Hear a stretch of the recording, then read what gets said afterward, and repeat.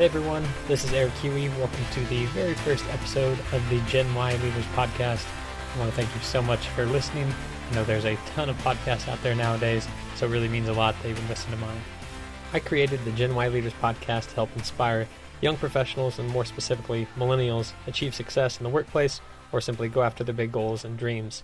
And if you notice, the name of the podcast is GenWhy, W-H-Y, because we are a generation of purpose.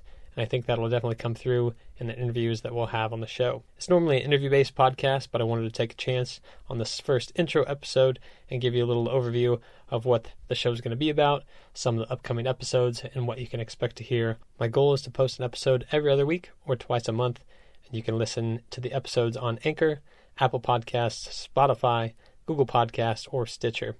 And I'm also working on getting on iTunes. Currently, I work with Anchor because they have the benefit of distributing to all the other platforms on your behalf. But unfortunately, one that they don't distribute to is iTunes. Either way, I'll work on getting it there.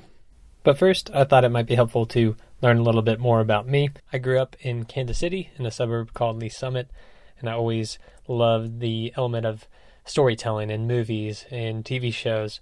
And what that really boiled down to was the concept of storytelling. And as I grew up, storytelling really transitioned well into marketing and communications. So really studied that throughout high school and did broadcast media at Lee Summit West, and then went on to UCM where I studied, again, broadcast media and public relations.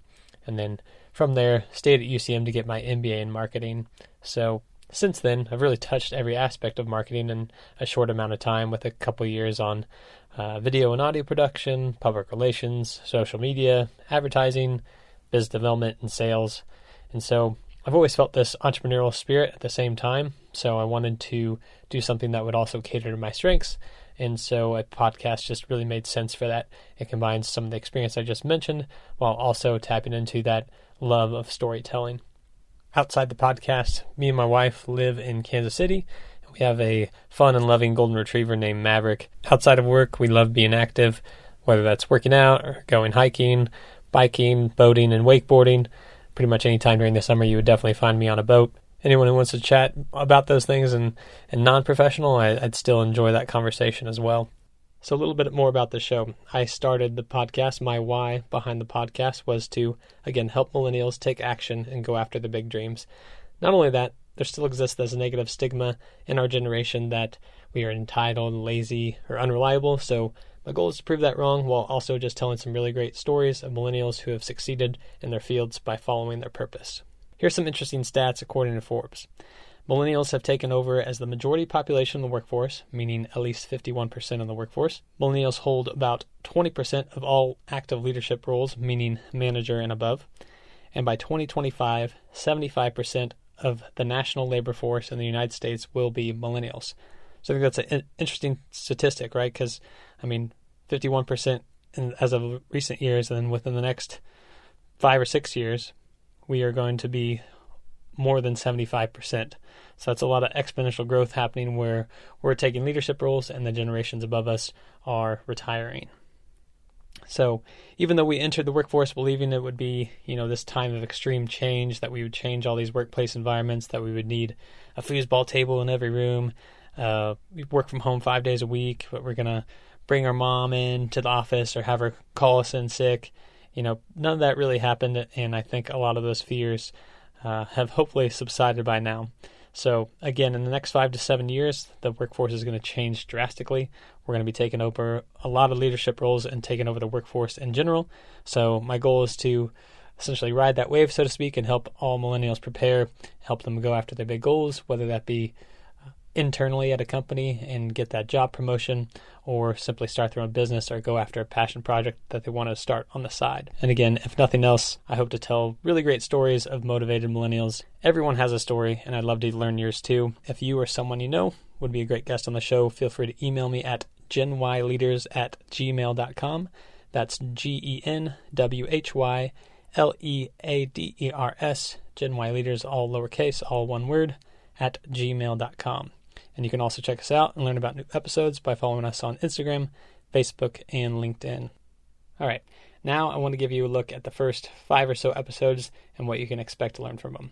Brent Vogel, medical device sales rep We'll learn about the importance of sacrificing success for significance. Logan Freeman, who is a commercial real estate investor, will be talking about taking massive action in order to build a business. Ryan Bennett, who is a former vice president of a startup called IdleSmart and now an independent business and leadership coach, and he'll be telling us about the importance of self-awareness. Then we have Marie Baldwin, who is the digital art director at Trezolo Communications Group. She'll be telling us how to pivot when our backs are against the wall. We also have Matt Honeycutt, who is the MBA admissions director at Rockhurst University, and he'll be talking about being intentional with your time.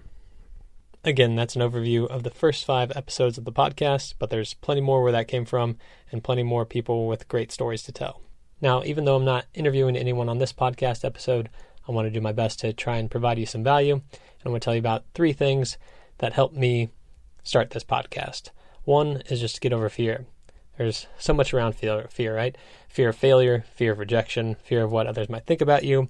There's a popular acronym for fear that I think maybe originated from Tony Robbins, but that's simply that fear is false evidence appearing real. So that goes into a lot of the idea that fear is all in our perception.